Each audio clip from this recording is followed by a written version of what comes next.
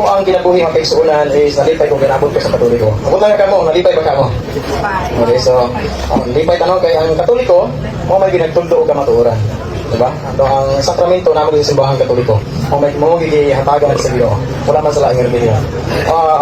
Masuri ako gamay sa mga background.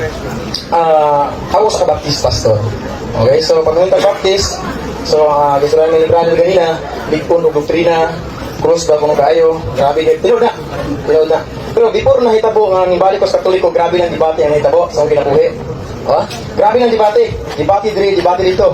Kani si Rosvicky sa mukha gini. No? Subuhon may sa mga pastor, sir speaking, magsamok-samok na si video call.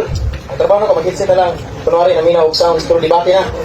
Kaya di, malugi man ko niya kaysa mo singgit man siya, ako di mo masinggit, kaya nagtrabaho man, matingan ito, mga kauban ako. So mga kaisunan, sige debate, abot ko pagalian, happy ko tulong katuloy dito na mastor, debate kaya kung meron speaking, sige debate, pag abot ko bukid ng debate.